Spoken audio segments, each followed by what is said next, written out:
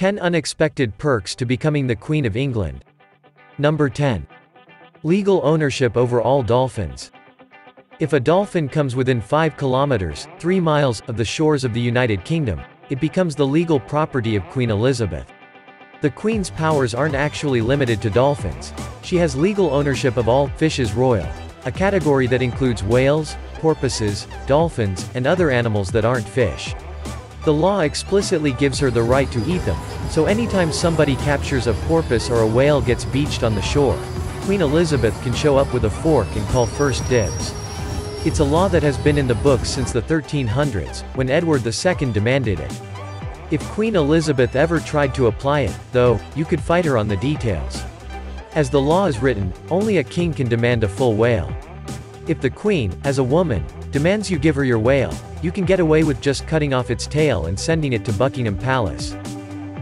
Number 9. Mandatory gifts of goblets and roses. If the Marquis of Aylesbury invites Queen Elizabeth over for tea, he's putting himself in a prickly position.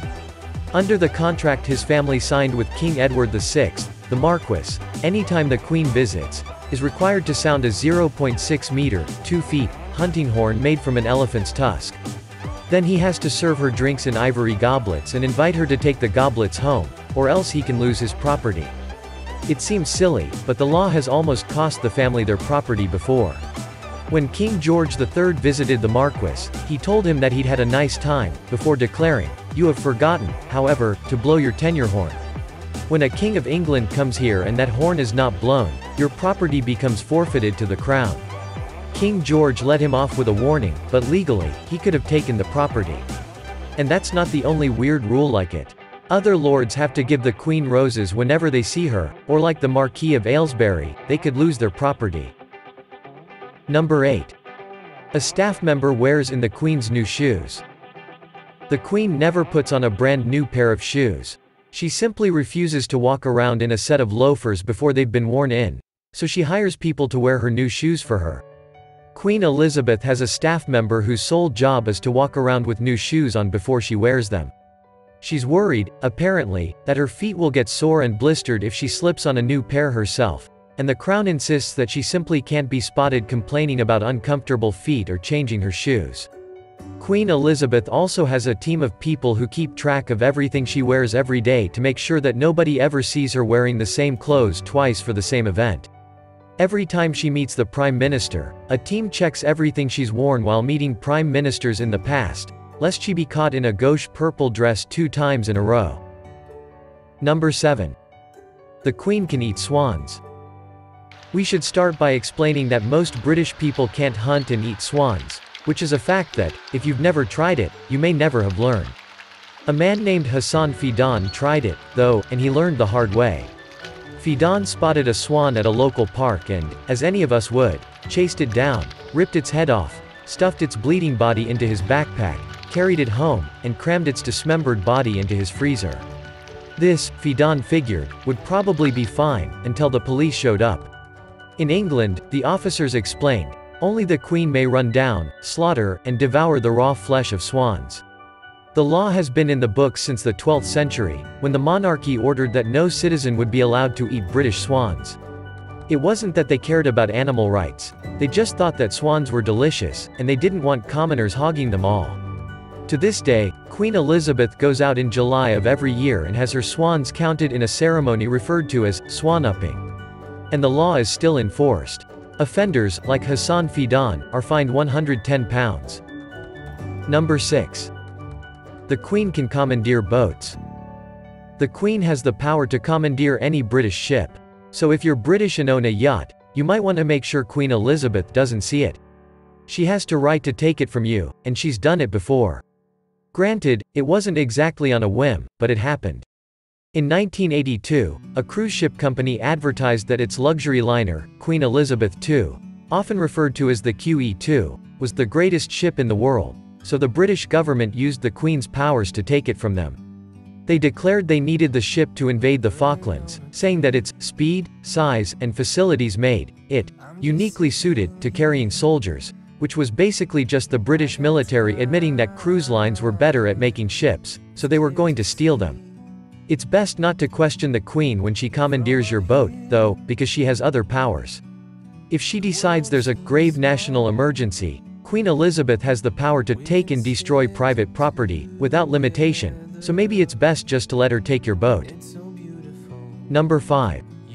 The Queen does not require ID. Despite the constant travel involved in queening and all business related to queenery, Queen Elizabeth doesn't have a passport. As Queen of England, she doesn't need one. All British passports are technically issued by the Queen. They come with a note asking anyone who reads it to allow the bearer to pass freely and without let or hindrance, requested in the name of Her Majesty.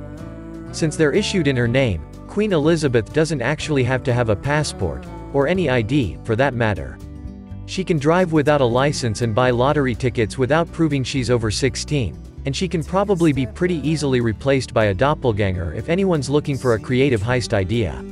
The rest of the royal family do need passports, as do most other world leaders.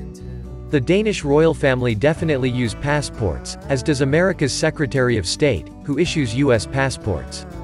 So the real reason the Queen doesn't need a passport might have a bit less to do with her role as monarch and bit more with to do her willingness to put up a fuss about it. Number 4. The Queen can demand snowballs in the summer. Queen Elizabeth has the legal right to have snowball fights in July. And if your last name is Fowlis, she can make you get the snowballs. When the Fowlis family of Scotland bought land from the monarchy centuries ago, the king only agreed to sell on one condition. If the monarchs of England wanted a snowball in the middle of the summer, they demanded, the Fowlis family had to get them one. This wasn't impossible, but it was a pain. The Fowlis family owned a mountain that had year-round snow at the peak. If the royal family felt like seeing some snow, they could send a Fowlis to climb to the top of the mountain, roll some into a ball, and bring it down. They've actually used this power, albeit it not that recently. In 1746, the Duke of Cumberland came by the Fowlis property and made them get him some snow to cool his wine.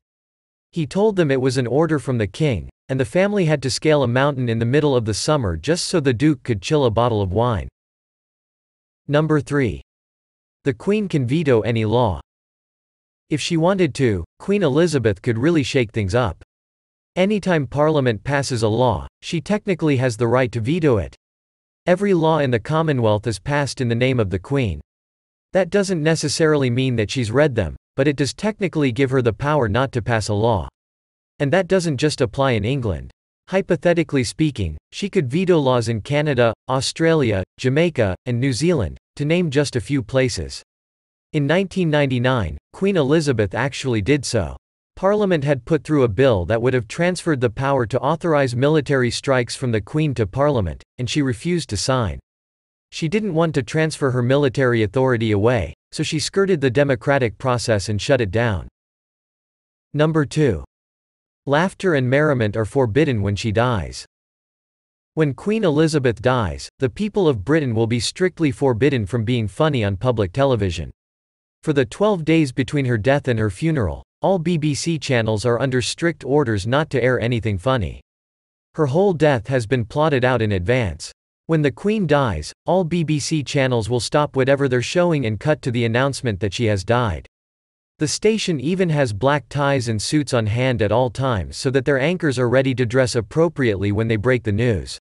They also have a series of documentaries and retrospectives on Queen Elizabeth's life already recorded and sitting in their vaults, waiting to be played ad nauseum until Britain is appropriately sad about her passing. Other countries will have to participate, too. Countries in the Commonwealth will be expected to fly the Union Jack at half-mast for 12 days until the Queen is buried. Number 1. The Queen is above the law. In truth, the Queen can just do whatever she wants. She doesn't just have a few powers, she's above the law. British law has a clause that says that civil and criminal proceedings cannot be taken against the sovereign of the United Kingdom. Queen Elizabeth, in other words, can't be taken to court, no matter what she does. The Queen is the only member of the royal family who can safely drive a Rolls-Royce into the side of a building and get away with it. Her kids can still earn criminal records, but she's completely safe. Officially, police aren't even supposed to arrest other people when she's nearby. Queen Elizabeth can't even be forced to testify or give evidence in court, and there's a legal precedent